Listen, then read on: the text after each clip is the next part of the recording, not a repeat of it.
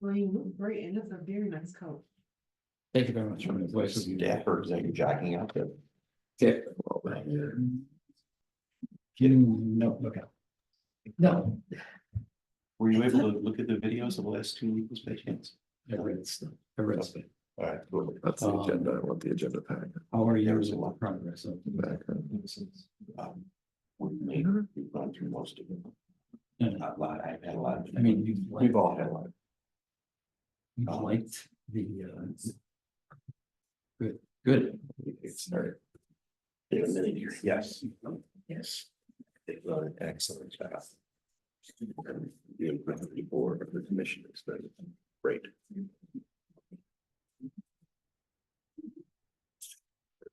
All right. Okay, are we, is that up, running? We're all ready to go. And we're up and running. All right, do we have any visitors up there? Let's look. Not currently. Okay. That's good.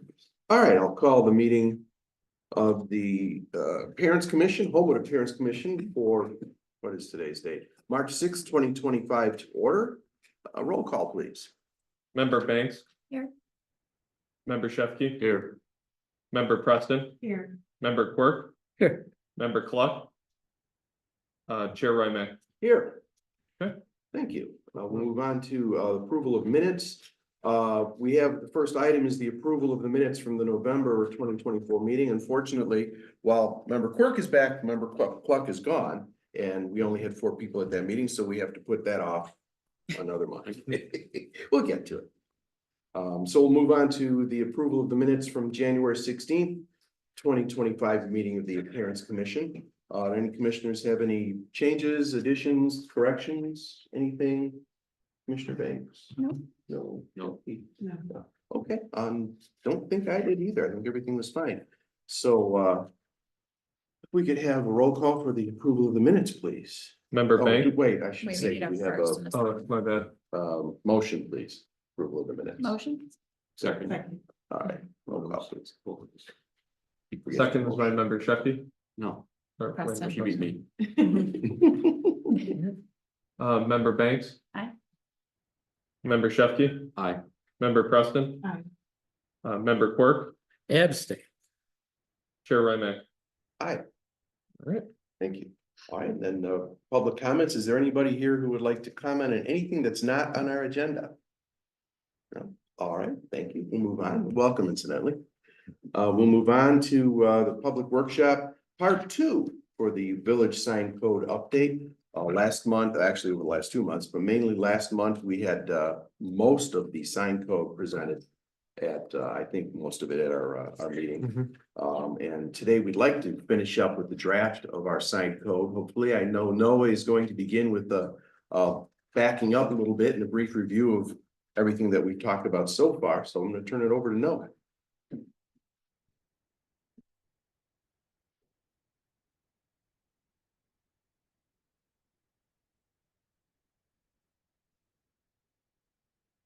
Did everything on this little podium here.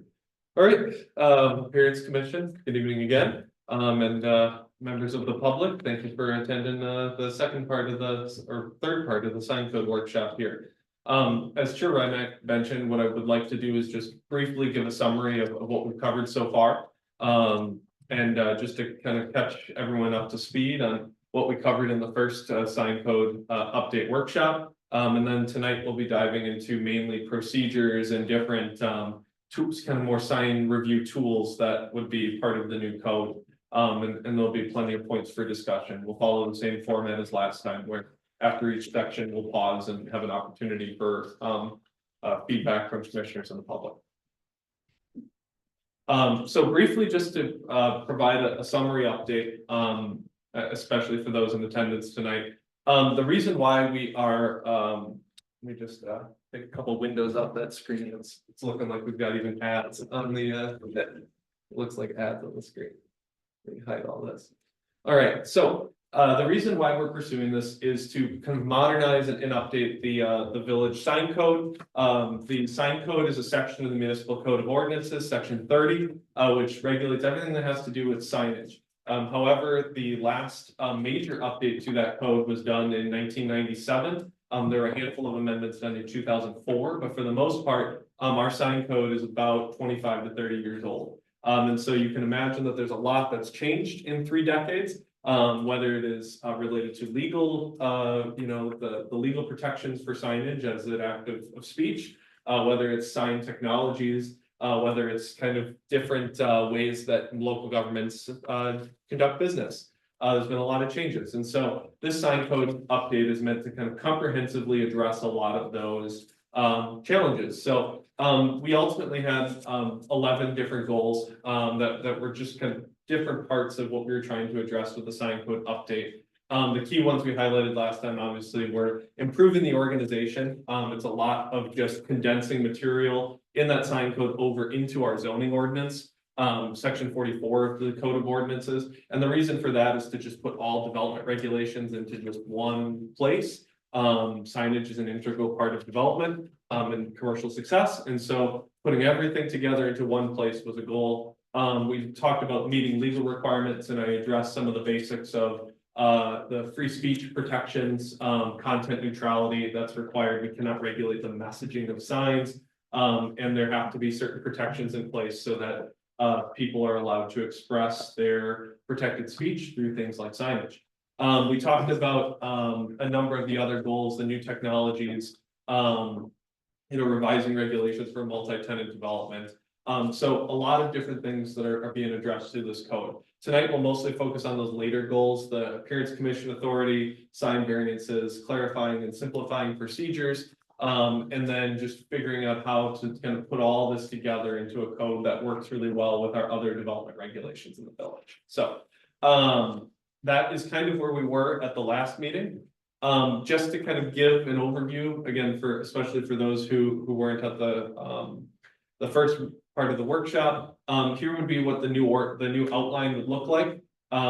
So it would be, again, at the end of the zoning ordinance, and then you can see the different sections you would have laid out in a format that's similar to how the rest of the zoning ordinance is laid out. So we tried to create clear standards, really break everything out with clarity in each section for non-commercial signs here, commercial signs here, temporary signs, landmark signs, different components are all kind of put into the more clear sections. And then tonight we'll talk about this portion of the outline, which again is largely procedures, comprehensive sign programs, legal non-conforming signs, construction and maintenance requirements, sign reviews, appearance reviews. These are necessary components of that code that again are also part of this modernization process. So we'll talk about that tonight, but I just wanted to again show the outline to kind of show what this will look like structurally into the zoning ordinance should the proposed code updates be approved. I didn't include a lot of the content again just because our last workshop was a little over 2 hours long. It was a marathon, and thank you to those who trudged through that. It was some really meaningful feedback. But looking at I wanted to just give a couple highlights from last month, just to really show how the organization would change. And I think that this table really allows us to talk about a lot of the changes that would be made. This table would be an integral part of our commercial sign regulations, so businesses would follow this. And what it does is it creates for the first time a clear table of what sign types are allowed in what zoning districts and what's required to get them approved. And so there's a variety of changes here that I just want to highlight. One is that we break out sign types for the first time. So right now, the ordinance for business signage largely operates with, we have 2.5 square feet for every linear foot of frontage. It's kind of a large ratio that everything has to fit within.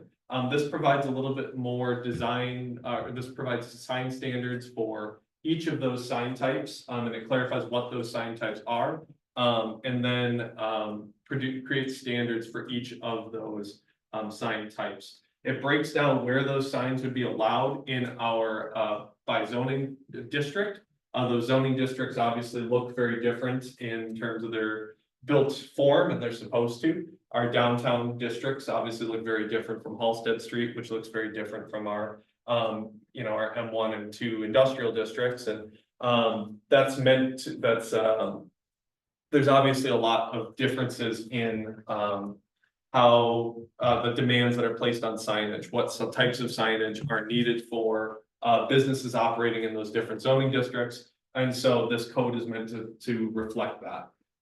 There are, certain, breaking it down by zoning district allows us to, more clearly state standards for different districts. So, as we go into the specifics of signs, like say wall signs, we can more clearly state differences, say smaller signs in the downtown for a more pedestrian oriented environment, larger signs in our other commercial districts that are relying on a lot more regional auto traffic. And just clarifying the design standards in those different districts. That was the goal for, breaking down the signs in this way. We also clarify a little more what signs would be required to go to an appearance review. So things like pole signs are large commercial signs on commercial corridors. Monument signs that are freestanding signs are a little bit lower to the ground. Marquee signs and painted wall signs that require a little bit more sensitivity to where they're located and how they're designed. Those now are clearly stated in the new update to go to the Appearance Commission for review as part of the appearance review process. And so all of this is just designed to provide a little bit more clarity about what's required for each type of sign, and then again, define standards for each of these sign types, which reflects a lot of other zoning or sign codes that you see in other communities who are breaking things down by sign types and again, providing a lot of design clarity. It's easier to pick up the code and see exactly what is allowed and what isn't allowed going forward. So, and again, at the last meeting, we talked about these different sign types. We walked through each sign type. Once again, thank you for all of those who made it through all, I think, 13 sign types that are in the code now. It was, and again, each one just has its own design standards that are a little bit more custom tailored to individual zoning districts, and then have regulations that are more specific to the type of sign that we're working with. And that's ultimately where we stopped, was after reviewing those sign types. But I just wanted to present an introduction to what we talked about last time, what sign types we covered, and what the goal of a lot of this new proposed sign regulation, what those goals are. So No, did we leave off with temporary signs? Is that We the did. last thing we did, or are we starting with that? we would start with temporary signs. Okay, yeah, Yeah. I bookmarked it correctly. Let me make sure that slide is in here, because I realized I may have started at comprehensive sign plans by mistake in this PowerPoint here, so I may have to quick go to the other slideshow to talk about temporary signs.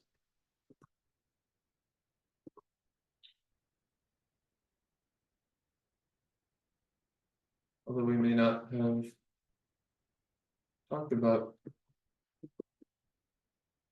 Okay. Let's just see if we can grab the temporaries. If we talk about temporary signs. Oh, there. We just use this presentation, are they the same? They are almost, they're largely the same.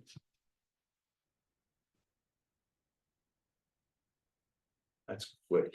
Yeah, It shows you just how much we covered last time. Yeah, wow, yeah. So, temporary signs with if we're ready to just jump into the new sections here.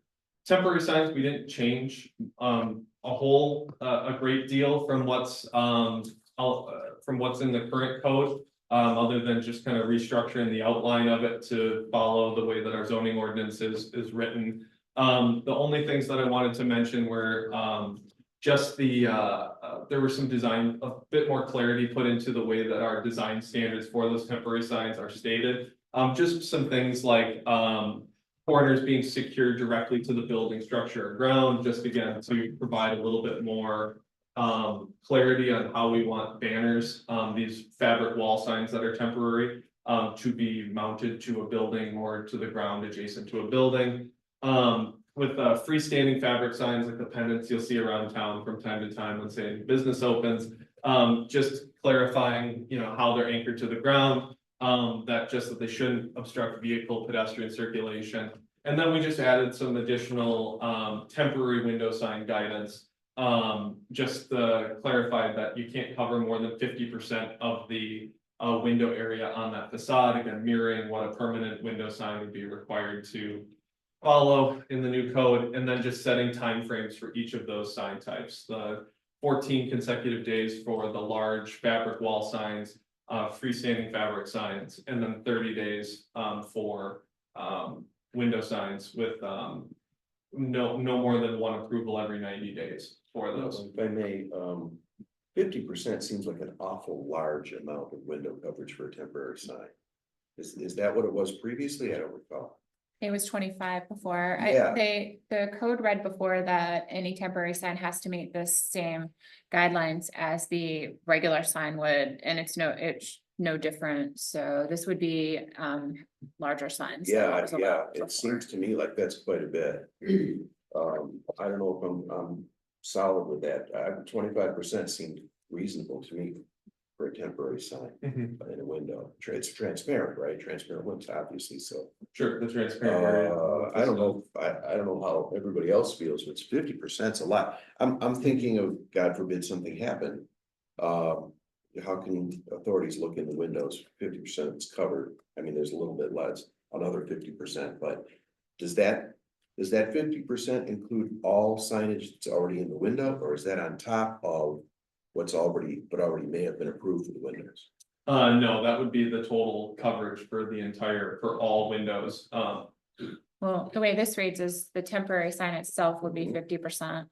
So that would be, if there's permanent signs on there already, that would be in addition to. That's the way it seems. Yeah. That seems an awful, Mhm. like an awful lot. We have some places around town that their windows are just pasted with all kinds of stuff. Mhm. And if you add another 50% into the windows, even if it's temporary, I don't know.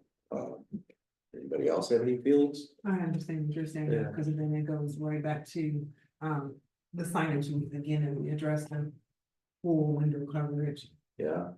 And that's, I mean, So maybe we just need to just be more explicit in the wording right here. Sure. Would you rather be back down to 25% for temporary signs? That's what it is now. 25, I would prefer 25% simply for safety reasons. Does everyone agree? I would say otherwise. As a maximum in the rewording it, otherwise, if the rest of the commission feels differently. Or no more than 50% for all signage total. I still think that's too much, but I mean, it Well, depends on the rest of the It's commission. kind of hard to say for temporary and to me, temporary and permanent together because the temporary signs are usually just advertising something, like if they're having a sale or grand opening or something along those lines, a special. So I wouldn't want to lump them together with the permanent signs. If you want them just to be 25%, that would make sense to me to change. I'm comfortable with that. Anybody else?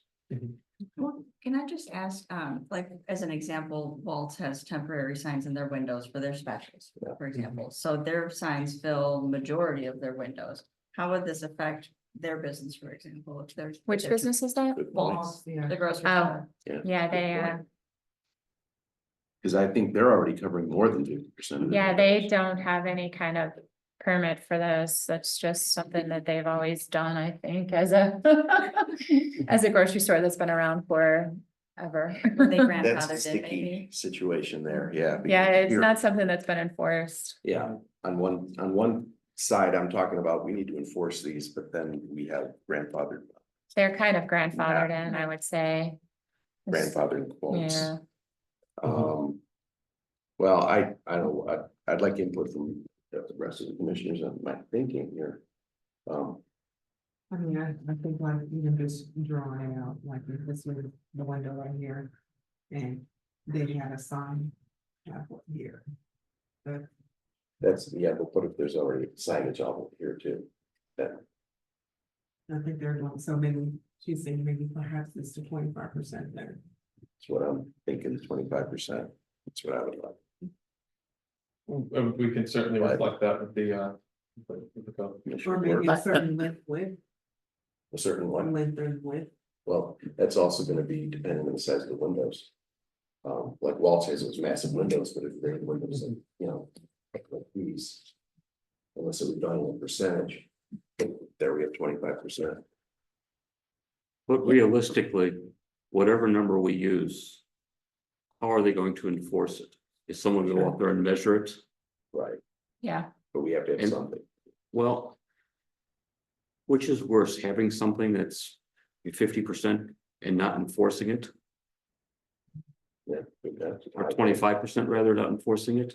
I mean, we already have businesses in the area who have ostensibly covered their whole windows with signs, not necessarily temporary ones either. Which Well, goes so back this to would be- enforcement.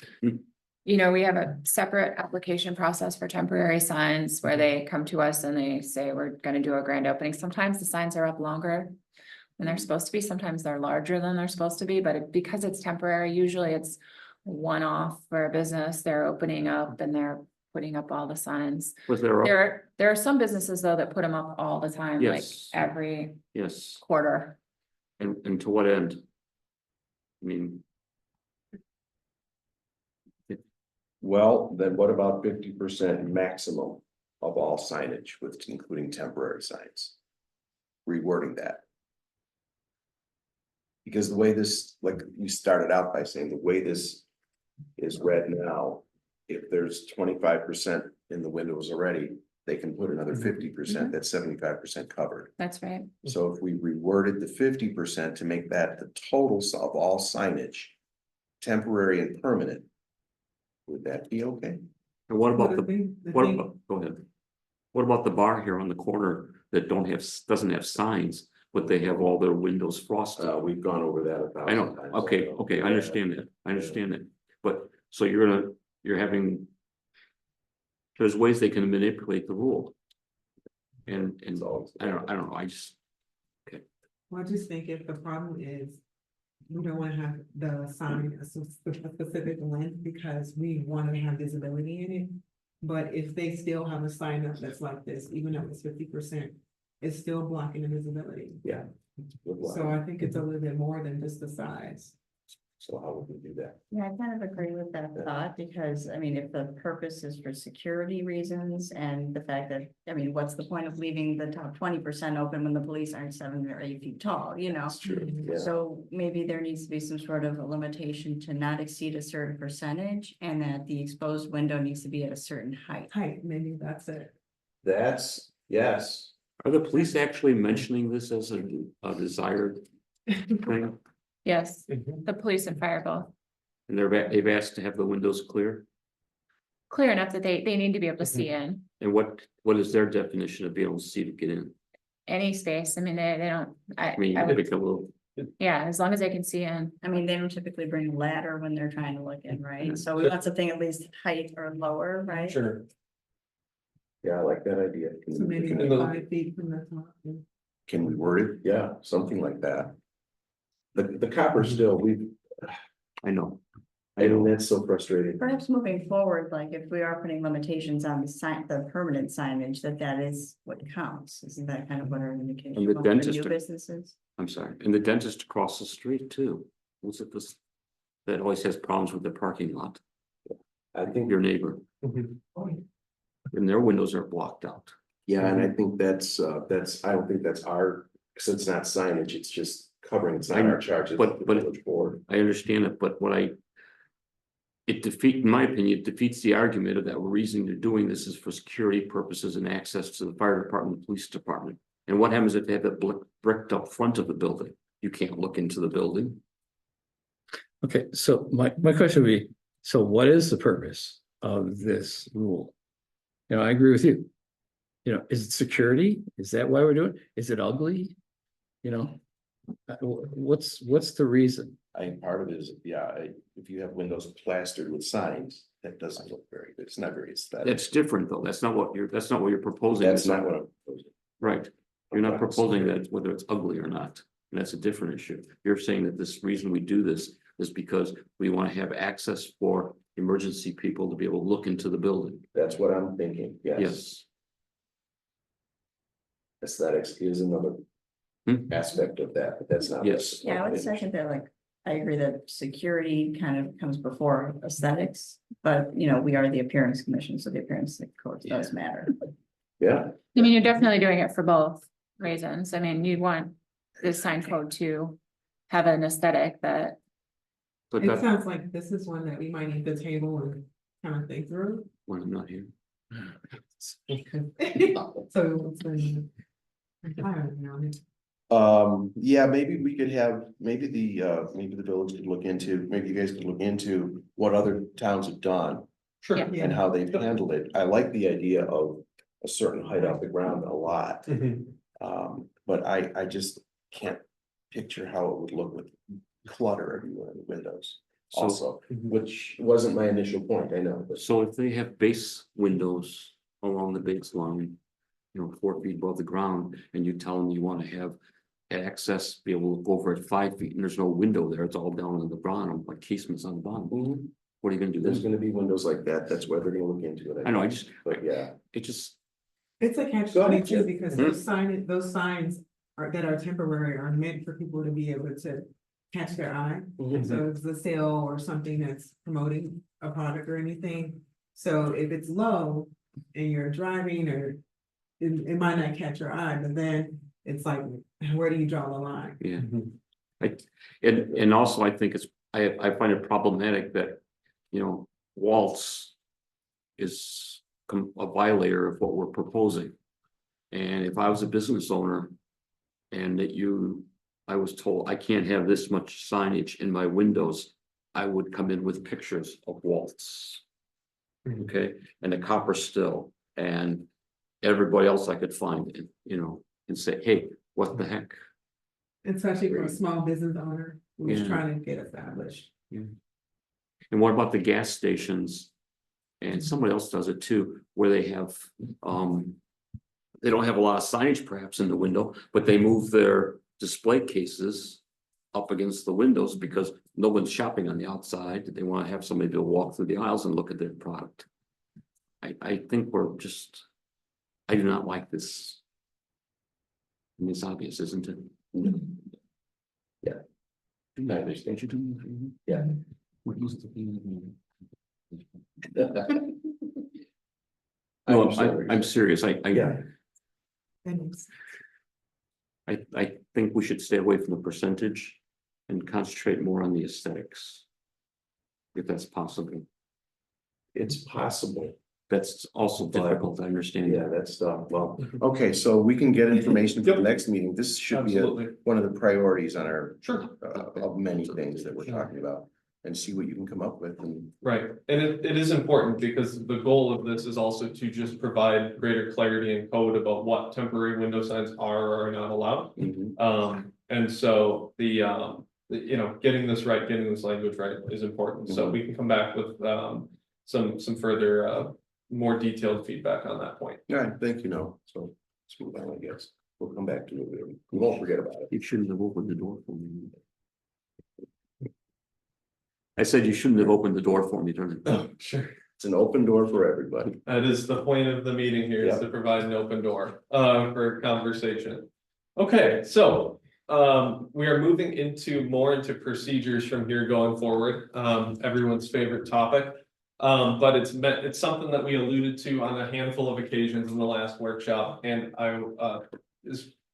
would be considered, a new tool. It does exist in the village currently, but I believe we only have one of these.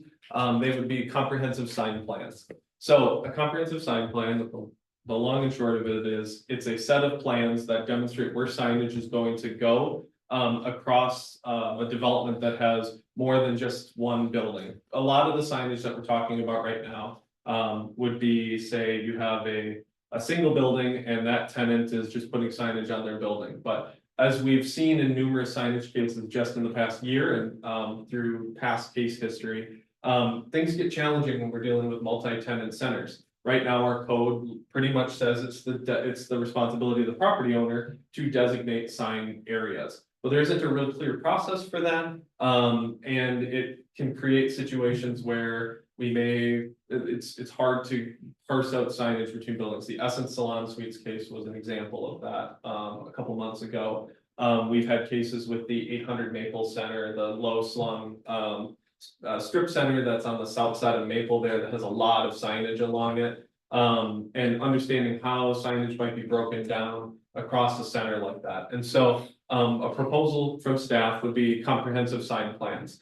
So this would be a requirement for new development that has more than one commercial or industrial, really non-residential tenant within a single building, or is a site that has more than one freestanding building. And so the goal for that would be to try to encourage signage plans which create cohesion when you have multiple tenants or multiple buildings, to create more unified signage, or at least signage that is interacting and clearly allocated across that site. So maybe we avoid some of the signage administration problems we've had in the past. So again, coordination and consistency being the main goals there. So what you'll find in the code is there's a set of application requirements which are clearly laid out in code of what would be required for that. You would have then standards for review. So something that a lot of these sign procedure changes are meant to do is also create standards, which are generally pretty common in planning reviews. They're standards that are clearly stated so that we have a clear defensible rationale that we're making decisions from. It's not just, I like that, I don't like that, but it's creating kind of a clear set of standards based on what our goals are for going forward. And so for comprehensive sign plans, you have things like relationships with the surrounding design, the surrounding neighborhood. Placement that's appropriate with use and architecture, appropriateness for visibility and legibility. And again, these are very broad standards, but the goal is to create a language and a rubric from which the Appearance Commission then, when you're reviewing a comprehensive sign plan, is making decisions. And you can kind of go back to those standards as saying, this signage meets the standard for this is, say appropriate with surrounding design because X, Y, and Z. And so we have a clear rationale that we can back the decisions that we make as a village from. So this would not be required from existing developments. So we're a built-out community. So this would be a tool that would not be triggered unless you have specific criteria met. Those criteria are in the proposed sign code and include ratios for, say, increasing sign area across the development by a certain amount.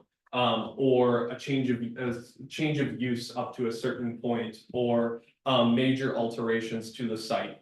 Things like that would then trigger the a comprehensive sign plan would be required as part of the new submittals for development going forward. So again, we have one in the village right now. It would be something then that would become a tool for starting to manage signage across a larger site.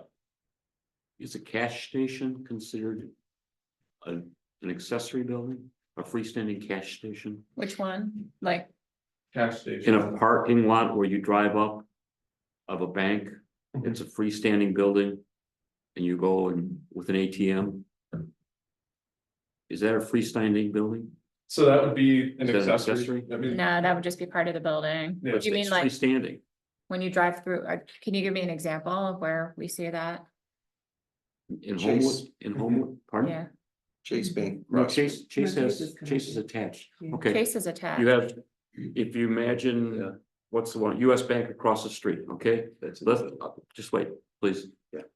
They go out in the middle of the parking lot and they build a 6x6 freestanding building whose sole purpose is to house a cash machine. That would be an accessory use. right. Okay, that's what I'm asking. And It so in the code, we have certain exemptions for accessory buildings. So the goal is to get you more towards, if you have 2 office buildings, an example would be some of the sites that are on Maple that have 2 or 3 office buildings all in one center. That would be an example of that. There's accessory structures in our zoning ordinance and then there's a note in the new code that says that we're not talking about these accessory structures. We're talking about if you have more than one, essentially principal structure on the site, 2 office buildings, So 2 it's shopping center buildings. The definitions in the rest of the code. Correct. Great, thank you.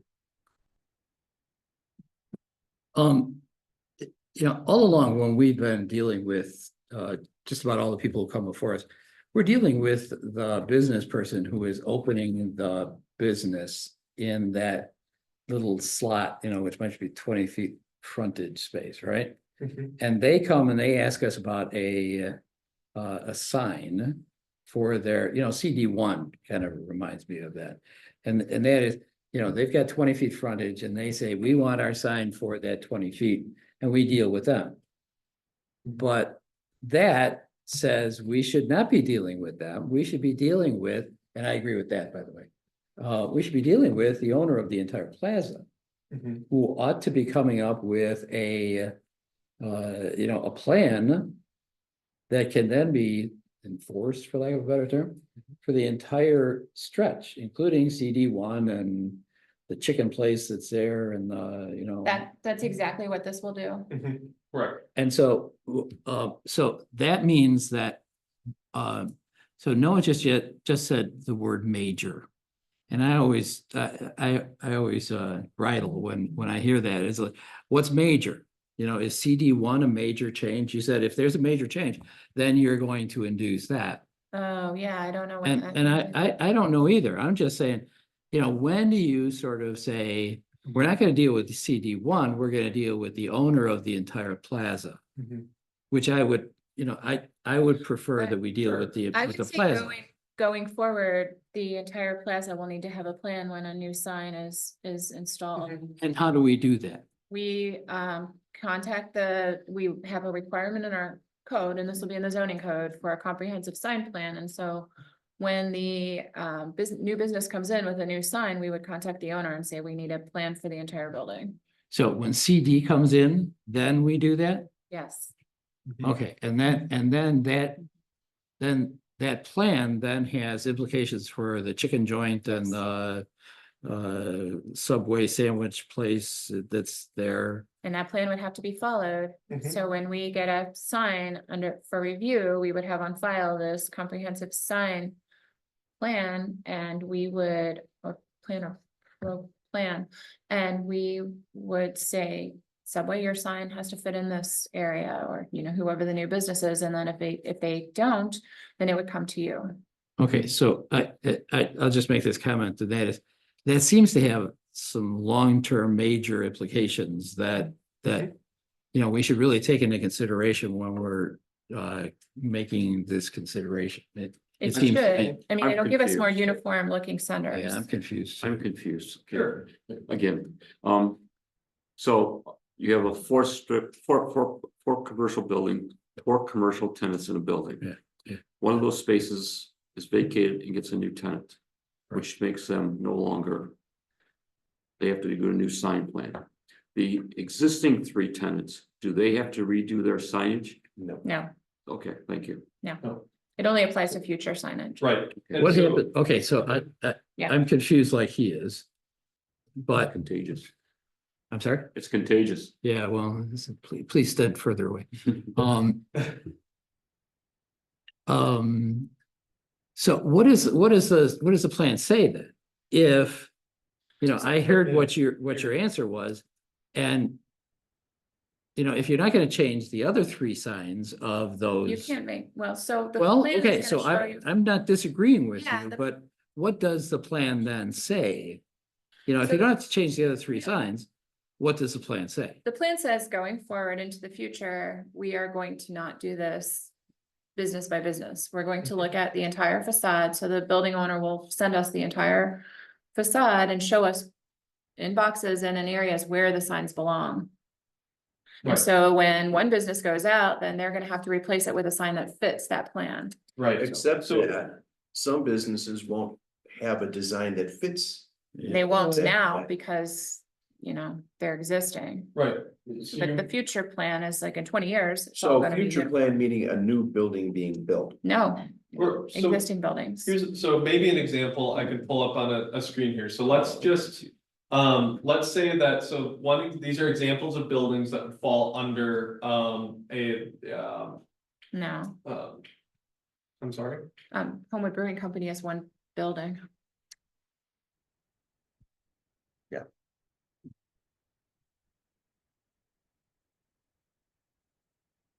Yes, that would be correct. The example I want to turn attention to is would be the Ridgewood building, which would be a small scale example of something that would have more than one tenant in it. but just to illustrate the example of what Angela's trying to illustrate, so let's say that they meet one of the three.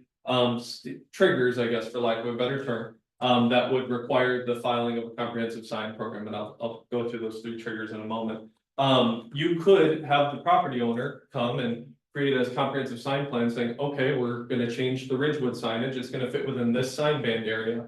Future signs in, let's say, the Primo space next to it needs to fall in these certain areas or these certain sign types. If Primo already has permitted signs on that property, they wouldn't be required to rip those out and put them in, but if Primo becomes a new tenant in the future, they're now compliant with the comprehensive sign plan.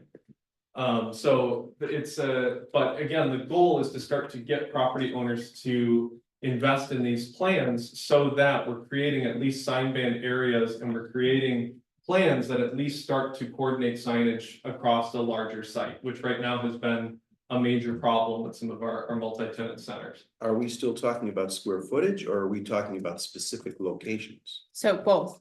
Both. I actually have an example, of the sort, because, when I was in LaGrange, we're doing a lot of comprehensive sign plans. Mhm. So let me give you quickly, short story. It was a freestanding building. We had a new owner. It had a first floor and then a second floor with multi-tenant. So the first floor was one main business and then the second floor had multi-use. What they had to provide to us was their intended signage for all the windows and the doors, especially the entry doors, and those were the most important to have cleared for police to look through, even if they didn't have windows that were, accessible, the door had most likely be. Then the sides of the building, so the north facing side of the building, south facing side of the building was brick. And there's availability for signs to go on the upper side, like to the second story where the tenants would be on the second floor. So for example, there was a certain percentage for two tenants on one wall. Should one business take up both those units, they would be entitled to both spaces of that wall according to that, because they're tenant times two. So basically what the building owner had to do was come in and say where she wanted signs on her building, make sure that they adhere to the percentages that we allowed for those signs, and the height requirements and the backlight requirements, however we want our signs to be lit, etc. And then if the tenants changed, they'd have to conform to that. And so those rules would stay with that building. So if the current owner sold it to someone else, the plan would basically travel with the building, as far as I Yeah. understand it. That is exactly Yep, that's a correct. great Yeah. explanation. That's exactly correct. Any questions?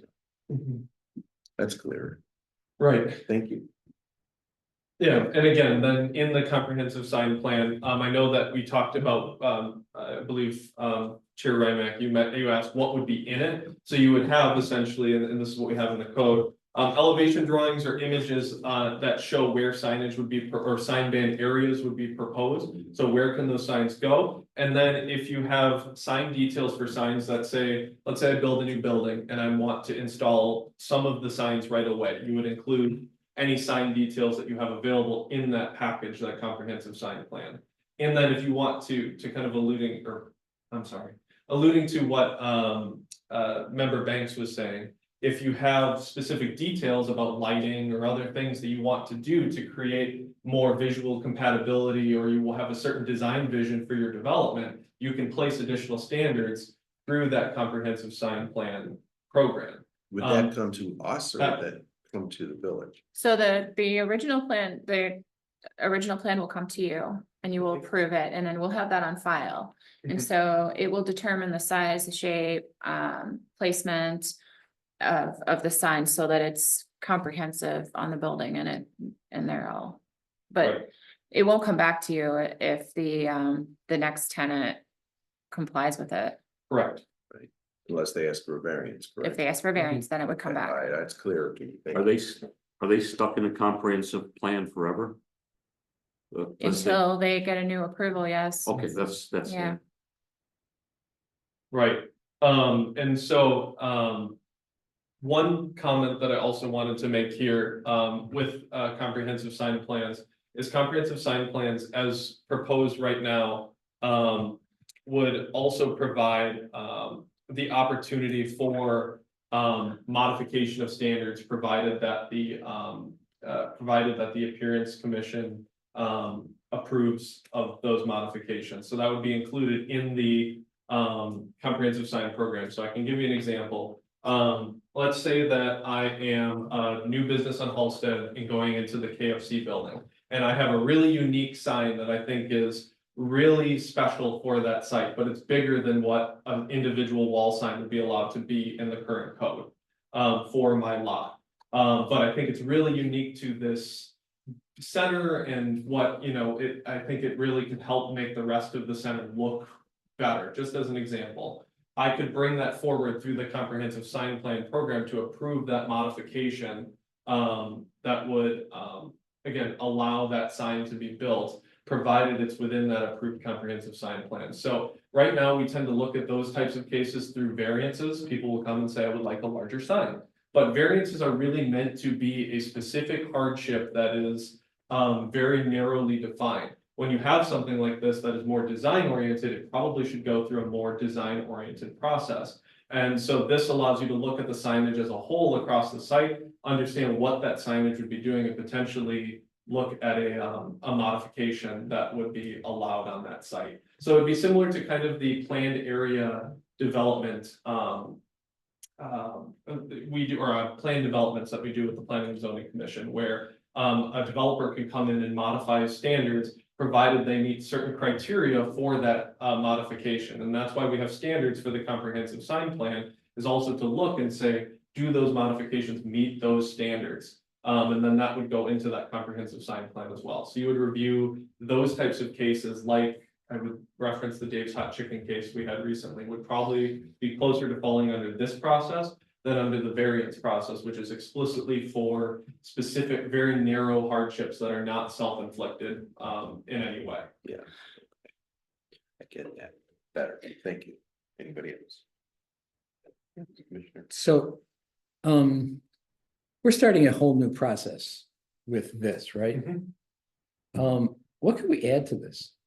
I mean, you know, this seems complicated enough right now, but it also seems like there's, you know, if you just kind of remove the word sign from that that headline, it might encompass one of the things that our chair has been so strong, and that is, you know, continued maintenance thereof of, you know, facilities like this. So if they're required, you know, if the owner of the entire strip mall, for lack of a better term, has to now come to us with a sign, comprehensive sign plan, could we or shouldn't we add, you know, kind of a landscaping aspect to that plan that would say, all right, now you're gonna have to put that stuff in too. You're gonna have to put in X number of, you know, and yes, I understand this is complicating things, but do we want it to be, do we care about it? Do The only we? thing I can say to that is this is specifically the sign code, and so this is governing signs. You know, when there's a project or a new development that needs appearance review, and we're gonna be talking in the future about our appearance plan, we can definitely put things in our appearance plan that trigger that, but for this sign code, it's just related to signs. Landscaping though, didn't we have, we had landscape, we discussed some of that last time, didn't we? Yeah, around the bases. Not with signs. Well, just with the monument signs, we Yeah. talked about the buffer and the height of plants and the height of the monument signs. But that's included, that's exactly what it because, yeah, that's our landscape plan, our landscape. So we will cover it. Right. Thank you. Yep. Good question. And signs are, the term sign is its own definition in the definition section that clearly states what you couldn't claim a bush as a sign, for example, is maybe a silly example, But I but a want- fair one. It's a, you know, we're dealing with signage that is explicitly defined You as can what cut it the is. bush into the shape of this side, but that's right to where you go. Moses. Moses. Yeah, there you go. So are there any other questions related to comprehensive sign plans? No. Excellent. Thank you. Okay, so let's talk about legal non-conforming signs, just a brief section on that. So these are signs that are non-conforming with the current code. So let's say we update our sign code and we have new standards. these would be signs that would not be permitted by the current code, but were permitted previously. So an example, I put two examples. I think the top one is the best, is the clearest example, and I think is the one I want to use as the case study for this, would be the Homewood veterinary sign. Which is a pole sign in the B2 district, and we've created, at least proposed, a sign code which does not allow pole signs in the B2 district. We have a handful there that are pretty old, or they predate, they've been there a while. But they, again, wouldn't be allowed under the current code, so you have the legal non-conforming issue, it was permitted. But so right now, our section on legal non-conforming is about half a paragraph, one paragraph in our code. And so what we wanted to do was just create a little bit more formality around the legal non-conforming section, explain what you can and can't do a little bit more clearly, and then just have it match the way that we treat other legal non-conforming structures in our zoning ordinance. Because right now our zoning ordinance covers non-conforming uses, non-conforming buildings, other items. This would just cover non-conforming signs. So it just clarifies what the limitations would be on non-conforming sign. You can't alter it, in a way, say, I can't make that pole sign 2 feet taller all of a sudden. If you can't replace it as is, you would have to replace it with a sign that is conformant with our code. The change, or if I change my if I redevelop the property, for example, again, you can keep the sign, but again, you can't be making large scale changes to it. We saw this with the Ollie's sign earlier this year, where you had the Brunswick zone. That was on the signs were there, and Ollie's reused one of the existing structures there. But again, there's limitations on what you can and can't do with that sign, because it's a legal non-conforming structure. And then damage, we clarify what to do in instances where there's major damage to it versus minor damage. And after a certain point of damage, or right now it's damage or cost, it would be you would be required to remove it and replace it with a conforming sign. But if it's very minor damage, say it gets scuffed because a tree bumped in and dented it slightly, there are certain repairs that would still be permitted, because we don't want legal non-conforming signs to again, just deteriorate over time either. It's a tough balancing act, because at the end of the day, the goal of a legal non-conforming sign is to bring more signs into conformance. That is your long-term goal. But again, you still want to maintain a positive appearance with the a sense of quality with the signs you do have. If I may, what I see under part C, minor damage repair within 180 days, but I don't see a timeline for the other two, for A and B. Should we have one? So if we were to have a timeline for that, it would be a timeline to replace a sign entirely. So it was left open-ended because the major damage and cost requires you to remove the sign and replace it with a non-conforming sign, which may operate on a different timeline. If it's a minor damage, if it's minor damage where you can maintain that sign, it's kept at 180 days, which is again, a time limit on when you have to get it up to our maintenance standards for signage. So for major damage repair, there really is no time. The others have, 180 days seems to be only for C, Correct. but there's no real time. I mean, we could tell them to do it, but they don't. But they don't, I mean, a lot of So- places won't. Sure, so if they, we can cite for a sign that's damaged and sitting there, and eventually it would get removed. But then again, the timeline was left open because they may say need more than 180 days to design and pay for and create a new sign that replaces that. And we wanted to provide some flexibility for that. I just see that being abused, but I just have just 2 points. I remember at our last session, we talked about signs that are typically like a statement piece. Mhm. Are we going to, so if there's a major damage done to something that might be some sort of art piece. Mhm. And it doesn't conform, is there gonna be an exception made for those signs? So there are some exceptions that we've included in the ordinance, and I can talk about those. One is just normal maintenance, and in one of the sections of this code, we explicitly state there's a whole laundry list of maintenance activities that are allowed to, because we want people to maintain their signs, even if they're legal non-conforming. just to maintain a visual quality to the community. But then there are exceptions. One would be landmarking the sign, right? You could go through the landmark process. You can, an exception would be if, let's say, your sign copy gets blown out in a windstorm, you can replace the sign copy without restrictions on that. You can put in, like the Ollie sign did, where you're just replacing that sign copy, you can put that in. There are, and then there's certain signs that are exempt from that. Instructional sign repair, if the instructional sign is not conforming, but again, is damaged by a vehicle, we're providing a little bit more flexibility for instructional signs. And then for public right-of-way improvements, if the village takes an action that requires the movement of a non-conforming sign, which would be rare but possible, there's a legal protection in there. They would be allowed to move that sign, and there would be an exemption for that. The main change would be to go through the landmark sign process if it was what you're talking I was gonna say, I think that to your point, what you're specifically talking about would be a program where we would allow landmarking if it is a unique sign.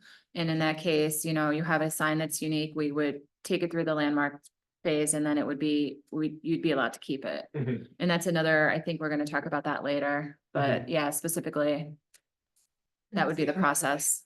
Did you change constitution to constitute?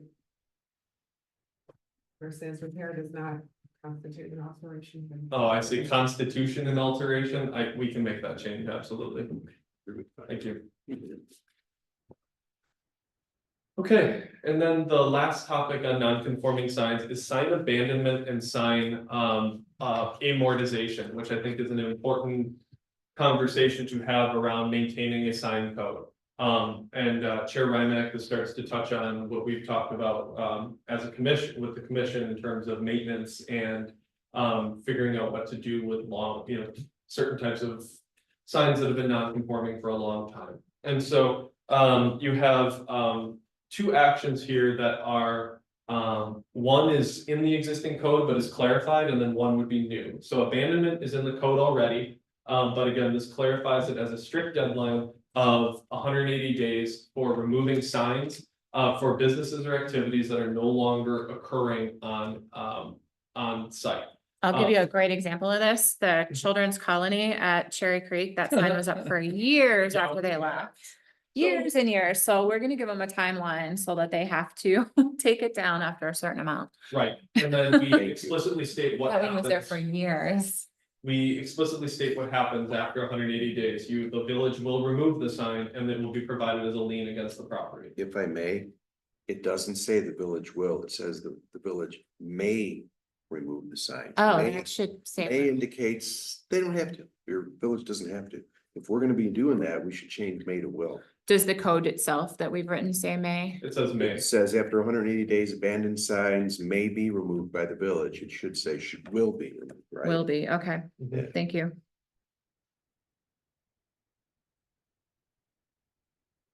Sorry, no. That's okay. Again, that's what this space is for. And then the second would be amortization. So amortization would be new to our code, and it would be a deadline for when legal non-conforming signs need to either come into conformance with the code, be removed, or follow one of a certain set of processes that would bring it into conformity with the code. Again, say the landmarking process being integrated into a comprehensive sign program as a modification, something like that. But that would be 10 years right now. So after a sign has been non-conforming for 10 years, let's say the Homewood Veterinary sign stayed up for 10 years after the adoption of this code, with the village would then require the removal of that sign. It would require the removal if the sign is no longer being utilized for anything, or just plain require the removal. It would be legal non-conforming, so it would be required to be removed unless, again, there was, say, a comprehensive sign plan, it's landmarked, it went through a different process. Yeah, Now this because is, that creates a hardship. Yeah, I was gonna say, would that be, just for clarification, does that mean the Homewood, in 10 years, if Homewood Veterinary is still here, we're gonna make them take their Right, sign I down? think that's I right. think it's probably if it's abandoned, Then we right. need to say if it's, Sure. well, so, or maybe we need it is to, amortization or word it better, maybe. yeah. yeah, so, and again, there's, so right now, amortization and abandonment would be different things. If we want to keep abandonment, but not guess, abandoned. The amortization section, we can do that. But there would be, again, it would be, amortization would be the removal of that sign after 10 years unless one of those different methods is used, or there's a set of requirements for how to apply for an extension of X amount of time, and there's different criteria for that. That would be approved by staff. I would say the village wouldn't probably wanna ask an existing business to take their sign No, down, so we have to look at that language. And then do you have the resources to, so every 10 years, someone has to apply to keep their sign up? So I guess this would be, right, well, so it would be 10 years. At that 10 years, there would be a notice and there's a certain amount of time after the village files notice. And then after that, they would have to have either filed an extension, applied for one of our other sign processes, or have removed it. Will there be a fee associated with that? And if they don't do it within a specific time frame, will they be fined?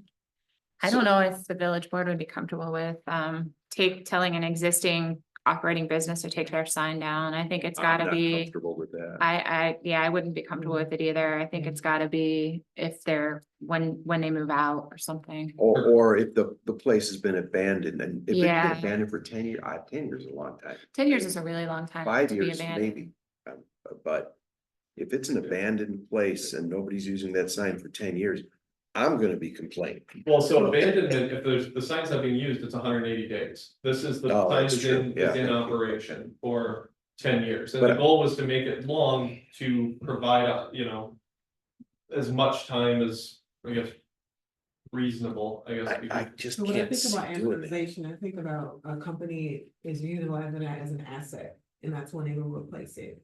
So perhaps maybe instead of sign amortization, by a year, but maybe perhaps defer back to if there's damage.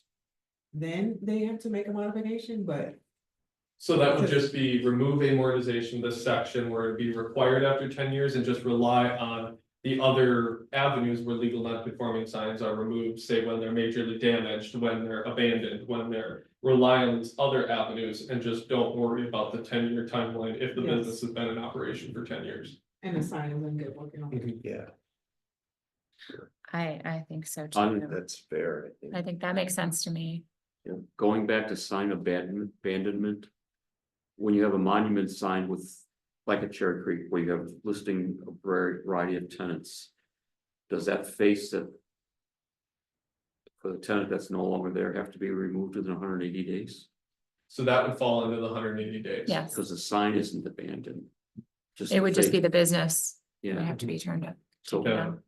and that means the landlord has to pay for that removal of that sign, right? They would just, well, so That's it would depend. by I mean, circumstance. I think that type of sign is not probably non-conforming at this point. It's probably allowed in that area. I'm not sure, but they would have to take the business name off of it and repair it so that it looks nice. Right, for a blank face. Mhm. and- Okay. Thank you. Great, appreciate the feedback on these different sections here for the non-conforming code. And again, goal is just to structure it as the zoning ordinances, non-conforming section is structured, so it'd be treated the same, in a similar manner. So he said no on the sign amortization. Like Sounds like a no to me. big line through it. Types of like, no, I'm not being facetious, no, a big line through it. Sure, and here's some examples of signs again that would fall under the, that would be legal non-conforming, so, these are just different pole signs or roof signs, in those, that wouldn't be permitted as the code is proposed before you, that again would fall under become legal non-conforming signs. Now Caruso's is abandoned, Yeah, the sign. for a long time, I love that that would sign. fall. And I do under. like that sign, I but love that Yeah. sign. It's classic. that one I think should be a landmark, but that would think be everyone a like- very that's in the- personal opinion. Yeah, that could be a landmark sign. Yep. Crazy. So the property owner could work with us to create a landmark sign for that too, which would be reviewed by you and then would be approved or denied by the village board. So before we move on, we're past the hour point. Does anybody want to Oh, take a Caruso's is 5-minute there. break? I wouldn't mind taking a five. All right, I'm gonna take a 5-minute recess. Sure. Yeah. We will Would talk be- about maintenance and construction. standards. Okay. You know, that sign for that sign for the Caruso, I imagine when they re-roof it, they'll have to have some interesting conversations with the brackets. Well, Pearson's bakery sign is still there. Yeah. I missed that guy. Are we taking a break? 5 minutes. 5-minute break. Yes.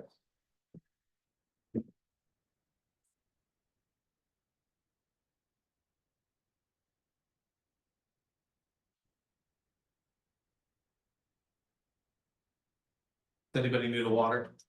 Gee, why would you need a water?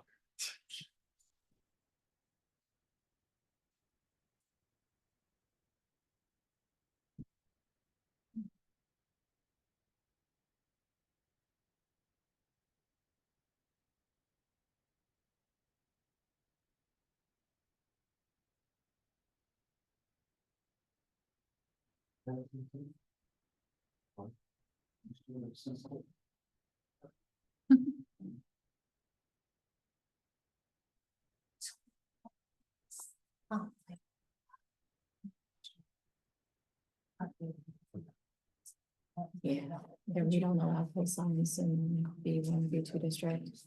So there's a lot of those signs downtown that would have to be taken down.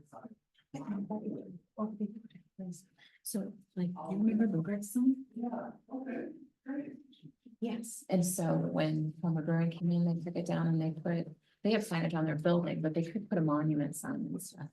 So something down closer to the ground. Okay. Okay. On to the next. You have another name?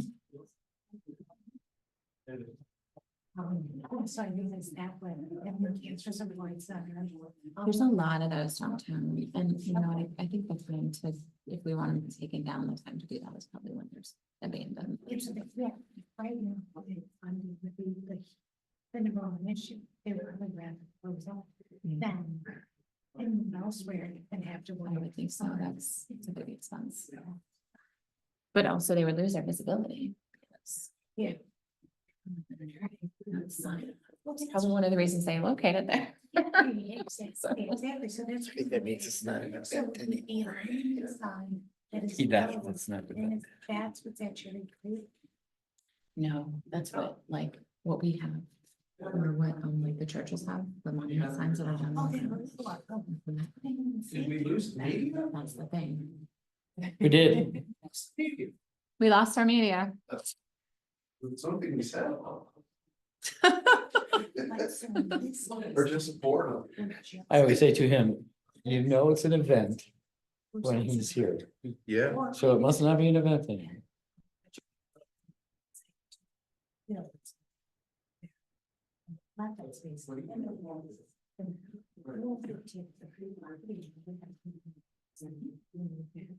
Sign. Or they'd have to go to the commission, ask for a variance for doing it. We have it have to. Anybody else want more water? You know, Because It's gotta be- it's up. Yeah, it's gotta be fairly expensive, I would think. But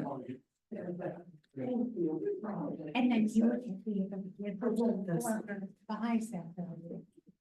Examples of what. is what's done. permitted, right? Okay. All right, call the meeting back to order. Oh, I wanna do this.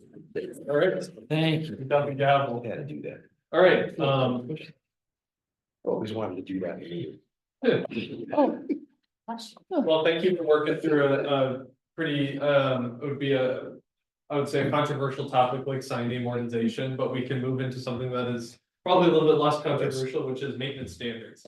So, there's a section that's dedicated to construction and maintenance requirements, which again, largely, we have some construction standards already in our code. But what this does is just kind of clarifies them and groups them all together. And again, just to add some detail where it's needed of what we require for construction, just in terms of code compliance, in terms of fire separation, illuminated signs, having certain construction standards, standards to not interfere with traffic flow. Again, some of that language is existing in our code, but is just updated and was just clarified. But then the maintenance standards would be something that is relatively new to our code, where it just requires certain maintenance standards.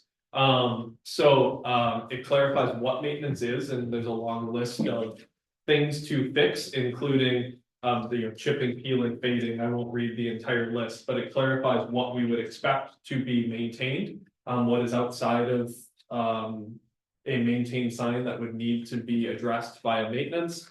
It says that it clarifies that any sign component that is damaged or is deteriorated that constitutes a hazard to public safety, or is deteriorated to a certain point, needs to be repaired or removed. So it just establishes a little bit more clarity about when the village can act on maintenance. Illuminated signs, if signs start to burn out, the signs need to be turned off until they're replaced. And then changeable copy, it includes some maintenance conversation, some language that reflects the conversations we've had about changeable copy, where if a sign malfunctions, then it needs to be not changing through messages until that sign is replaced. So it just provides clarity about what constitutes a sign that's out of compliance with maintenance. And then again, becomes something that the village can enforce a little bit more clearly. Would, if I may, would that include? I don't know if this falls under maintenance, though. I guess it doesn't. I'm thinking illuminated window signs hanging just behind windows. That are allowed. That's probably not under maintenance, though. That's. Are you saying if it was burnt out, for example? that Yeah. It would be, But we also have those signs. All over the place, and they're technically not signs. It's probably a different section. They're not a sign. They're allowed there, but they're an inch off the window, so they're allowed. Did we cover that last time? Did I bring that? so we did, yeah. did, it was one thing we need to work on, and we can reflect that in any changes with the maintenance that's chapter as well, yeah. is we were talking about the open signs as an example of Open that. signs. And what is that boundary of when a window sign is no longer a window sign, so that needs to be clarified, and that's one item to follow up with at the at our next meeting, Yeah. where we'll Thank come you. back to the whole code. Thank you. Absolutely. Great. All right, any other questions on maintenance? Yeah. So, we've been talking a lot, for the last years about compliance and about how do we enforce this, and came up twice at this meeting. Can we, does it make any sense to have some sort of like annual inspection of the village for this kind of thing? I don't think we do, we don't do any inspection at this point, right? I mean, we don't, it says the chief building inspector, right? Whatever. The commercial code enforcement people do inspections, and they do, They, when I've had conversations with them, and I will, accede to you. But they basically say, we do them when we can. And that means, and by their own statement, and I'm not faulting them in any way. By their own statement, that means they don't do them. So I'm saying, do we want to think about,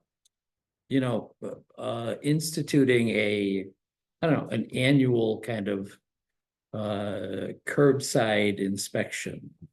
I don't know. So Anybody else? I will note that Any idea? our inspection teams do catch signs. We just had 2 last week. They were signs, temporary signs that were up for far too long out on Halsted. Near the Midas tire shop there, near where the overpass is there. Where the inspection teams who were working on something else on those properties. Noted that those signs were out of compliance, and so we do catch them. It would be very difficult, I think, if you had a team that was going around, because you would have to know what's permitted on every individual. Plus manpower, Wow. right? As much as I agree with Brian, we should. Manpower, I don't think. the village I can know they afford do, like hires. twice a year, they go out and they inspect lights, like, Mhm. so they inspect the signage and make sure the lighting is correct. Mhm. So they could easily, I would think, schedule some kind of, and this, this wouldn't be for us to decide, but they could just schedule some kind of tour where, well, once a year they go through and make sure they're maintained, because that's easy to see. It's not something where they need to know the right size or anything like that Mhm. for maintenance, but again, it's just having the staff to do it. Okay. On And I mean, it's a good idea, for sure. I have one thing on page 46, which it's 441010C. It says if the action is not completed within 30 days of written notice, damage or deteriorated signs, once again, may be removed by the village building or will be removed by the village building division. It says maybe. Tough. I know it's a tough one. That's a tough one. That's a financial one. What page is it? It would be, so it's 46. 441010 See, under B, so B1C, I guess would be the, so it's at the top yeah. of the page. It would just be, it's saying any sign, that has not been fixed within 30 or, I guess any sign that isn't maintained, and is out of compliance and the village has notified them that it's not in compliance with maintenance standards. It would, they may be removed by the. What does it say? It says Just- if I know, we'll take a look at it. that Okay. doesn't need Change the to be language. removed, though. I mean, can't they, wouldn't there be another remedy to that somehow? Yeah, there Or could a be. Fine or, I don't. Well, you know, if I look at that sentence, you know, a lot of the things we've been talking about today are like, it doesn't meet code, it's ugly, it's, you know, it doesn't, right? But this is specifically if it's a danger or hazard. Spot Oops. there. If it constitutes. Yeah, you're any right. it is. sign Danger, constitutes hazard, danger or yeah, hazard, yes, then, you that know, is serious. yeah, I mean, It's gonna get then, hurt. yeah, I mean, that's not good, right? So we should review, I'll take I think the feedback here is we should look at this section on where we use will and where we use may, because for something where again, there's maintenance, there may be. You know, say, you've mentioned fines as an example, the building division has a little bit more discretion in working with that property owner. But if it's constituting a public safety hazard, it needs to be removed, that should be much less negotiable even than a maintenance problem. Yeah, that would be, yeah, because I don't know how I didn't catch that. Excellent catch. So Danger. staff can review will and may and figure out the right spots for the right term, Yeah. depending on I guess the 30 days. severity of the course of action. Okay, good, yeah.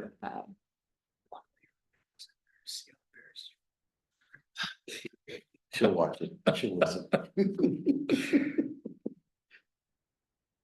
Good. All right, any other questions on construction and maintenance standards? Nope. All right, I'm not going to spend time going through the whole definitions list. We do encourage you to look through them. There's a lot of new definitions to support new terms that are included in the sign code. The sign code would have its own definition section just because many of the terms are very sign specific. And so if you notice any changes or you have concerns about any of those definitions, please feel free to contact staff at any time. But to go through them, you know, section by section, we would be here for 6 hours. Yeah, Sounds like fun. yeah, I don't wanna be. Sure. So, let's quickly then jump into sign reviews then. So what this does, is it basically establishes the process for how staff is going to intake sign review applications. We receive permit applications for a sign. All this section really does is just clarifies the process for staff of how we will go through that. It mirrors the process language that's used throughout the zoning ordinance of just, it's treated essentially like a zoning review in the way where you're applying for a permit. Staff is reviewing it for code compliance. It keeps the authority for staff to elevate any sign to the appearance commission. There were obviously some that require an appearance review. But then staff would also reserve the authority to elevate a sign that it deems to be for a given reason to the appearance commission. So again, largely just kind of codifying the process we have now, but just kind of clarifying those steps. And then just clarifies permit expiration in that section as well. It adds a section on how permits expire for sign permits. And then again, there's just a lot of process language for say written requests for extensions of permits and things like that. But again, just mirroring the language that we would use for other permits and other reviews within the village. Comprehensive sign plan review, so it defines the requirements, so some of the drawings I mentioned earlier, those required drawings as it would relate to individual projects, and there's a list of what we would want to see from an application for a comprehensive sign plan, which especially when it's a newer review like this is an important thing to have, is just a set of clear requirements. Not all of those, some of them are noted that as applicable, just to not, for example, if you're not proposing new form standards across all signs in a plaza, for example, you're not gonna have form standards, so as applicable to specific applications, but it sets those requirements in place. It demonstrates how it will move from staff receiving the application to action by the appearance commission, who will review it and then ultimately make a decision to approve with conditions or deny. It sets standards for how we will maintain those within the village and enforce those. And then some amendment and repeal language for how the comprehensive sign plans can be amended. Or if a property owner, for whatever reason, wanted to repeal one entirely, what that process would look like. It's those start to get a little bit more in the weeds of the review process. But just sets how a comprehensive sign plan will be looked at by the appearance commission.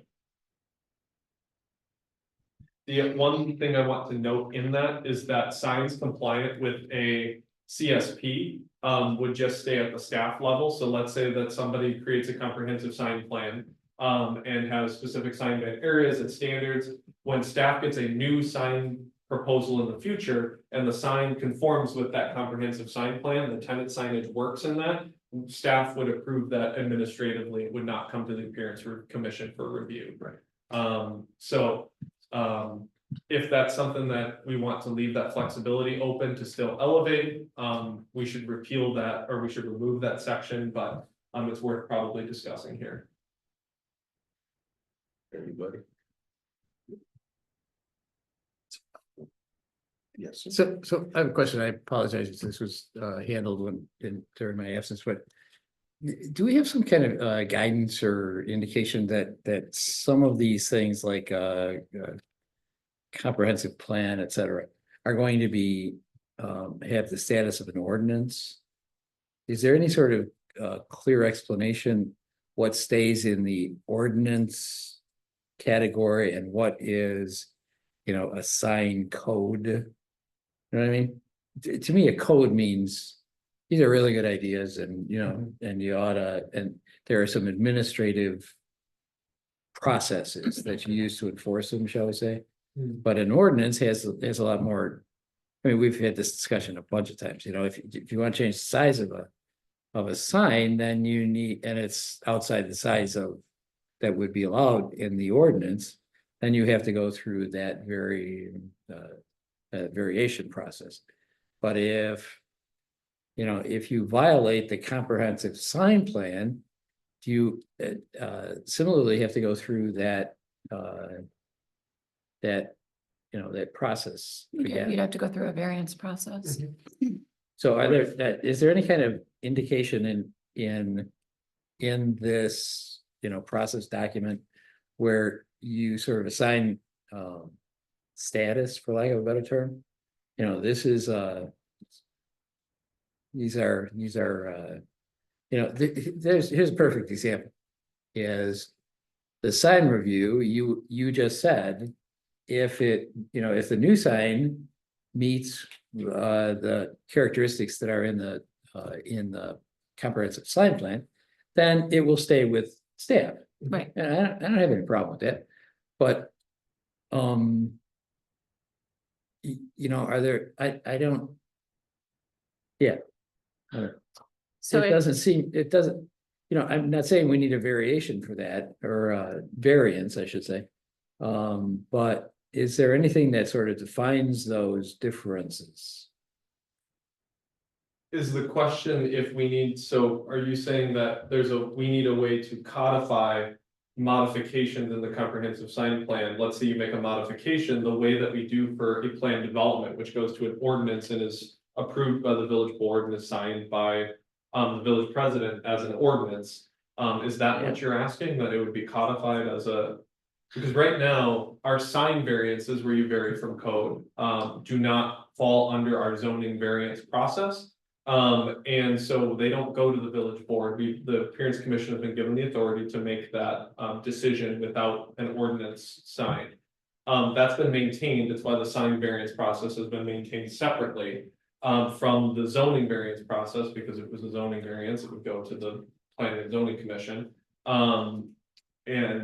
Which would be a whole separate matter. So I guess, is that your question about if it needs to become an ordinance that is codified versus an approval and then kept on file with the I village? guess my question is, are there sections of this, of what we're looking at, this entire process, that would fit into that category and one that would stay in the, in the code? I guess it's a procedural question. If you want to have an ordinance establishing this, then it'd have to go to the village board for approval. Mhm. So if you wanted to stay with, final approval with the appearance commission, which is where it is right now.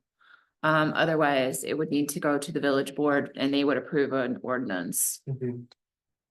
So. I mean, that's a process question for you. Do you want final authority or?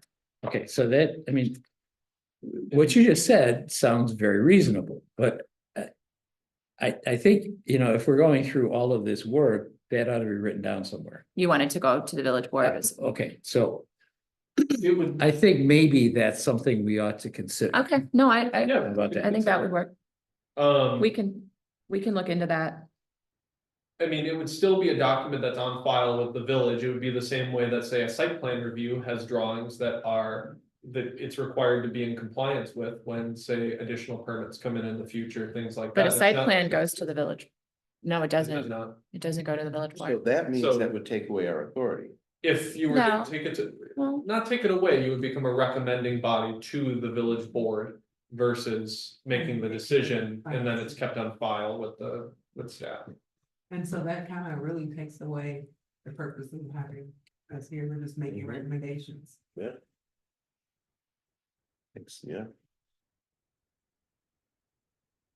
I didn't say we should do it, I said we should consider. Okay, Something to think about, We can something to think about. look into it, yes. pros and cons. And then is that something else that they want to have? Yeah, that's kind of what we're doing. Right, and then, again, if this was passed or adopted as proposed, it would essentially be the village board, by the ordinance of passing this, you are granted the authority to make the decisions on that. And again, it won't be just a flimsy document hanging around, it's filed with the village and things have to be in conformance with it, by code. But it's still in our ordinances that you're required to meet the standards of it. We but- will, we'll think, Yeah. we'll think about it. We can. Okay. Move on. All right, thank you. Great, and then, the second to last review process we'll talk about is the sign variance process. So this, again, is what I was talking about, the comprehensive sign plan is catching a lot of the unique sign types, the things that are, that are requested for modification or may not fit within the design standards of the code. This is sign variances, and so sign variances are about, creating, or dealing with hardship where, let's say you have your building design makes it virtually impossible to build a sign that works or that fits with the current code. There aren't a ton of instances of that, but they aren't impossible to have. You can have strange lot designs, you can have very unusual building placement that creates problems for enforcing the code. So this would be that process, would then be the sign variance process, and it has to meet a set of standards just like a zoning variance would have to. And it follows very similar standards to what a zoning variance would be required to follow. This is giving you, so we've done sign variances for forever, but this, putting it in the zoning code, means that it's a variance from the zoning code. And so there are standards that it'll have to meet, which gives you more of a guideline to, to take a look at each case. But it would be a variance from the zoning code, but it's the same process. that we've been, I think it's the same process, Yeah, right? it's, you know. Just with standards added. Right, yep, just with, exactly that. So the standards follow the conversations we've had before. You know, again, we talked about hardship, adverse impact to health, safety, public welfare. Again, standard kind of variance standards. Is Or- this, as it is now, would it go to the village board or is the final approval here? Final This approval. right now keeps the final approval Okay. here. It's, right now zoning variances for other types of reviews, would go to, Not all of them, but most of them most do. of them would go to the village board. Sign variances right now are proposed to stay separate from other variances so that the appearance commission is the one making the, is reviewing that. The final. This Yeah. just gives a little more context and, standards. Right, No, what do you mean when you say to modify requirements for sign number? That's under two. right. That's exactly the question I was gonna ask you. So it sets authority for what sign variances would be allowed, and so it's just sign area, number and height. So it's the number of signs that you would have permitted on a property. So if you have one per tenant allowed, it might be a variance from that requirement of one per tenant. May I suggest you revise that sentence? Sure. Which one is that? Number 2, under authority of the appearance commission, would be to modify requirements for sign Page, number. what page? My code 58, 58? sorry. 58C22. To modify requirements for sign number. Yeah, okay, we can change that. right? That can be made more clear.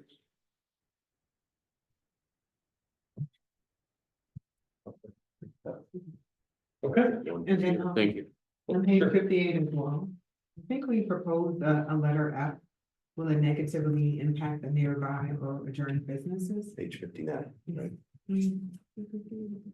oh, under number 6, Yeah, Yes. 6. okay, 6 and F. Yep. I think we proposed that last night.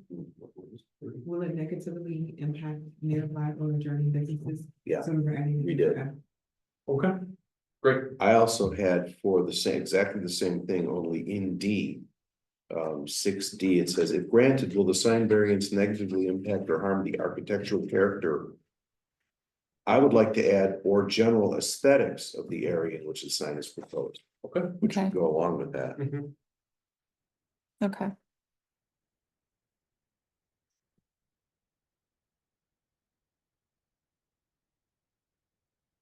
Good feedback. Okay, anybody else? Next. Great. So Here's, I just have one thought, and maybe it probably doesn't belong here, but. I don't know how anybody else feels, but I think we've been over backwards to give Dave's, the new chicken place, as much signage as possible. And then, I don't know about anybody else, but I thought their decoration of the building, their painting of the building. And then the painted signs that are in that building are really ugly. I mean, just deeply, almost hideous. And I agree. I believe a couple of us brought that up last time. I'm sorry, No, it's that's fine, it's fine. Well, then what did you do about it? There's nothing we can do about it at this point. Well, let's see if we can't do something.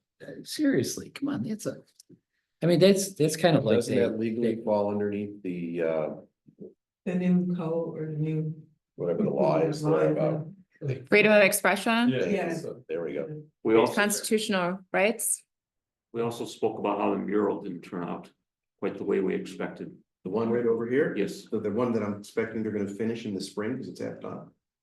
I didn't, No? I was just mentioning that that's a topic we visited previously. Yeah, so what do you have? In his absence. We Okay, will, so you visit, guys were all satisfied with your.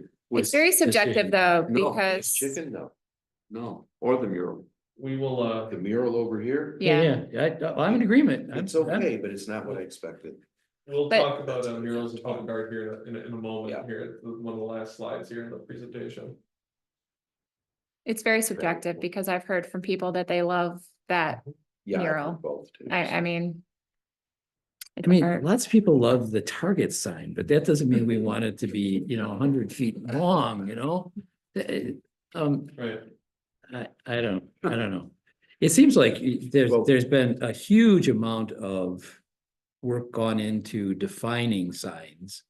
And according to the way I give this, not extremely thorough, but that stuff on their walls does not fall into any of this, and therefore, I don't know, maybe should we? Talking about Dave's? Yes. I don't know. It's not a sign. Yeah. This is a perfect segue though into the appearance review section, and we'll cover color here in just a moment, because we're gonna talk about what projects fall under appearance review and what don't. So something we had to do, since a sign review is being clarified, is when a sign gets elevated to the appearance commission, you're looking at it as an appearance review. And along with other projects that come through as an appearance review when there's new development and things like that. This just clarifies the standards for what the process will be for an appearance review. So it's clarifies what is and what isn't an appearance review, and because we've had these conversations on color. We've provided just a list of projects which would fall under an appearance review, which would include things such as.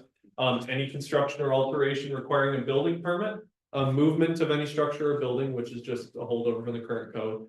Any sign permit, elevated to the commission, as mentioned, when there's a sign review and staff believes that it's necessary for an appearance review for a sign, we reserve the authority to do that. Mural and art installations, and then any public work, changing landscaping or constructing new site improvements, which is in our existing code of ordinances. So those are what would be permitted. We've also said what doesn't require an appearance review, which includes any interior project requiring a building permit exempt from zoning review, or building permit applications for fences or accessory structures to a single family home. So that is something that right now that would leave things like color, for example, which doesn't, when you paint a building, you do not require a building permit. Would be outside of the bounds of the appearance review. It's just that we do not have a permit for reviewing color, and so there isn't a way to take it from the applicant to the appearance commission because we don't regulate the color.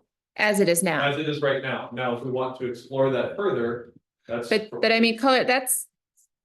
Yeah, Explore that further, speak. up. that's something that we'll want to talk about in the appearance. plan. Yes, I'd like Right. to see if we can explore that. But I would say for now, look closely at these standards, because those standards are where we're gonna be able to review these murals and Mhm. the way they look. So that's Correct. page 63C. Those Yep. standards, take a look at those. I'm somewhat confused, as it Sure. seems to be a perennial position for me, but haven't we been reviewing color all along? I mean, well, KFC. We did review the color for KFC. That's true. I mean, No. It's tough. We asked KFC, I remember, they gave Yeah. us several different color schemes and we got to choose which one. Sure. Yeah, That was actually one of the points that was brought up when we were discussing Dave's KFC.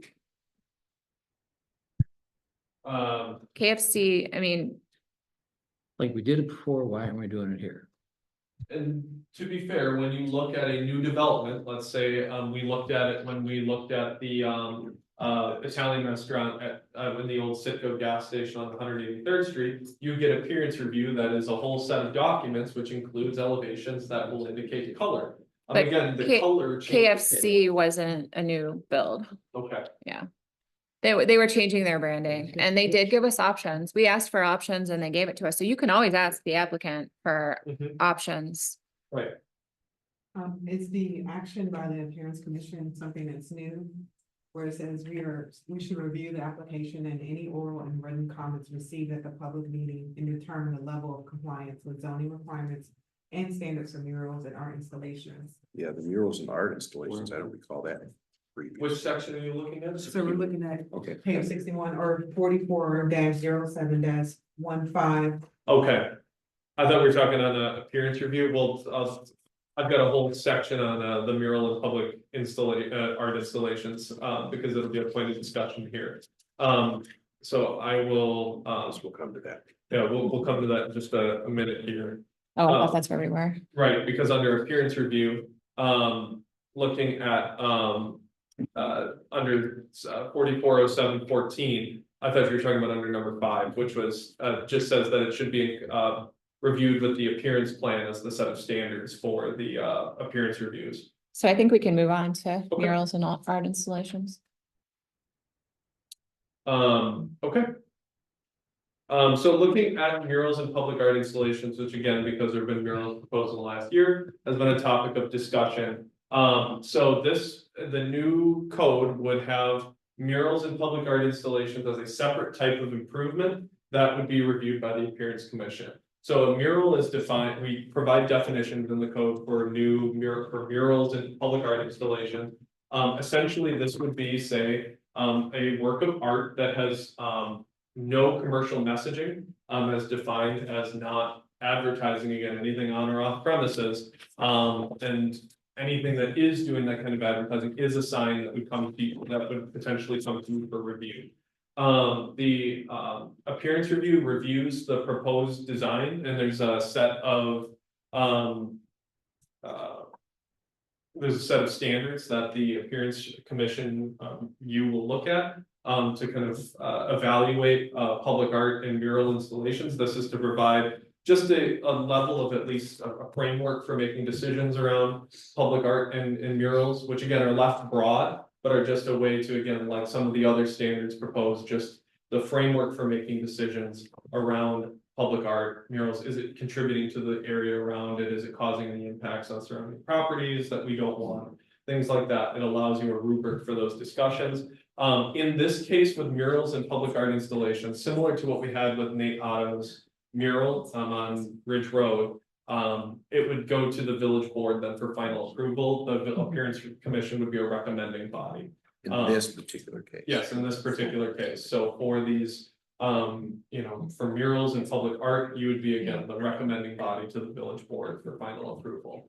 And so again, there's that set of standards. And then you can recommend conditions as part of that recommendation.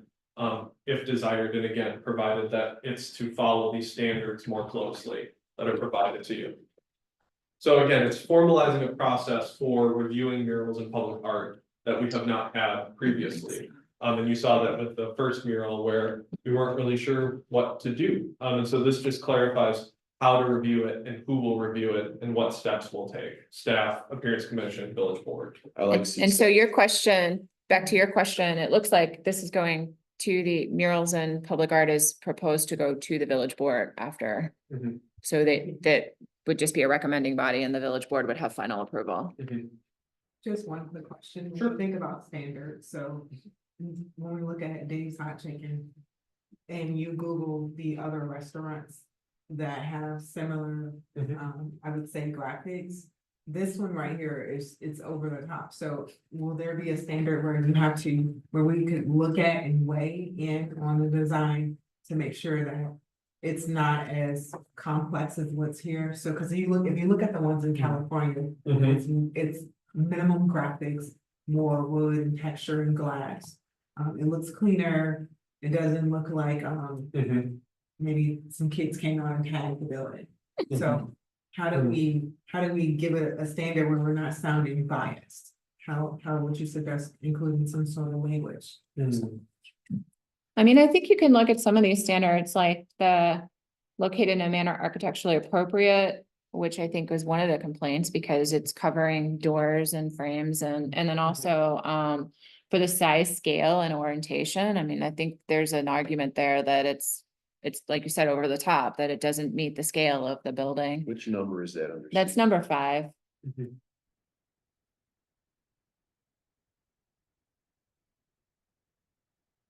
Didn't she actually say she's gonna do less on this building than she was on her other properties, if I remember correctly? And this is the design that she does on all of her other properties in Chicago, but she's gonna tone it down. for I us. seem to have a memory of that too. Yeah. Yes, she did. And she didn't ultimately. Well, her definition of toning down must have been different. And I don't have, I know when I saw it, I made a phone call to. How do we capture that? We don't, actually.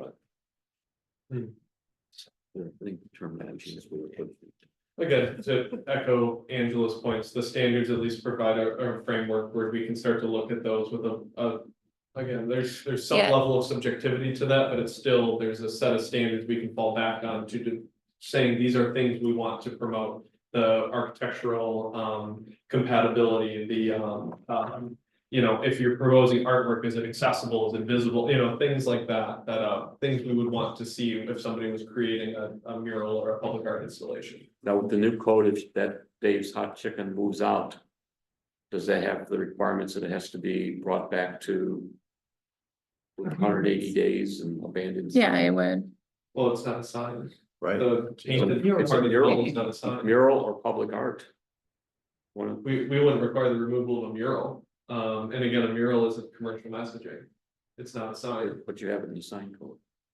If this is in if the code number actually is 4407 is actually in just the review processes in the zoning ordinance itself. Okay. Again, it's So I guess the question would be, would that be something that we add into this right here? You know, we can look into that. You know, because it is part of their brand. So if they move out, If you move into a building that looks like that, Mhm. would you move your business in? That's rhetorical. I mean, they're getting a lot of attention. Mhm. People are definitely there, so. Have we, Angela, you know, have we gotten any other feedback from anybody? You know, there's plenty of feedback to my right here, including me, about, you know, about how that looks. Are we getting any other feedback? Yeah, I mean, people love it. There are people who really like it. There are. I mean, a lot of people. I'm just saying that it's subjective, so, and it, I think Angela- I've heard both, and I've actually only heard good comments about the mural in the alley, so. So. This is related to that. So when we have a business that comes in. And a promise is made that I'm going to do X, but not more. And they do more. Is there a recourse? There could be, I mean, like What if could it you, be? This example. If it's color, again, if it's just, It's- if they suggest a color and change it, we don't have a process for permitting color. I mean, there are They- communities that do it, but it requires a large amount of staff work to have administrative reviews for color. I mean, and just so you know, they didn't come before you to look, to ask about the paint. You were looking only at the sign, so Right. there's not any recourse in this case. But it doesn't, no, okay. No, I'm not gonna You say- know, yeah, there's I'll- really I'll not. let it go. All right, And that is the conclusion of all of the proposed edits to the sign code. I know that thank you for sitting through 4 hours of workshop here. It is extremely valuable feedback and it's again, the goal is to be as comprehensive as possible with the changes so that it fits with our zoning ordinance and we avoid future problems later on. well, Nice you guys job, did Noel. Nice job. outstanding job. Thank you. I mean, you worked so hard on this, taking all our input and you Putting up with utilizing, us. putting up with. Continue to look at it too and provide input because there's a lot to it and I don't want any, you know, we don't want anything to be missed. Brian. No, no, you were really great. Thank you. Yeah, just a quick one. Yeah, I would agree with all of those things. One other issue that I don't know if it's been addressed, but maybe we can address it, and that is, you know, a year ago, 3 or 4 times, we ran up against a situation where we did the measurements on how much sign was allowed on X buildings. And most of them were on the, you know, on Halsted there, where you've got essentially those outbuildings that have 3, 4 faces.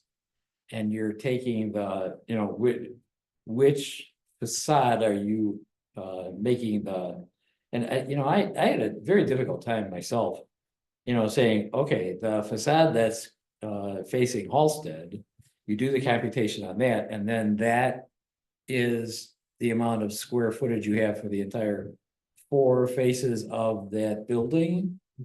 And I, you know, we were all sort of saying, is that the right thing? Because there are, there's at least 3 faces on a lot of those buildings. And maybe we should make a special, I don't know, class for them. I don't know, I We can look at just, yeah, I think we ought to consider that. I agree with that. Village can look into that too. Okay. I do have one more thing, which I've noticed, well,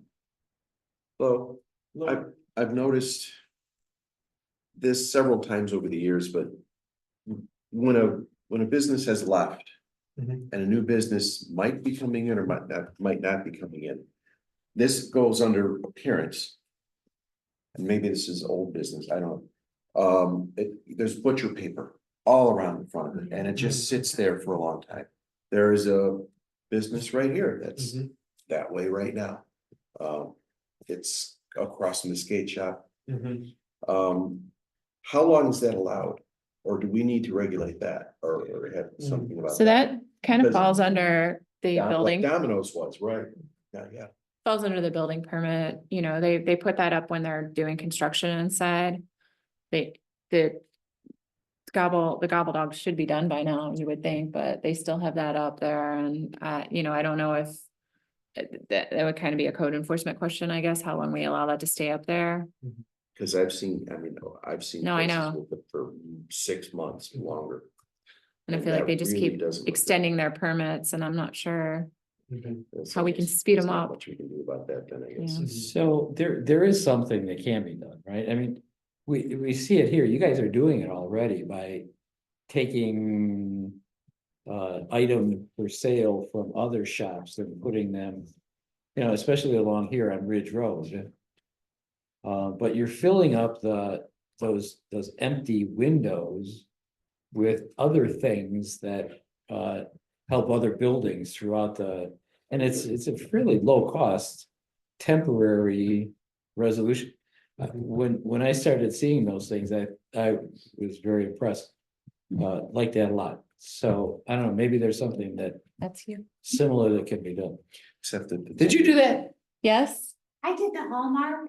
just Then that- good job. Don't- that is trustee. Next week.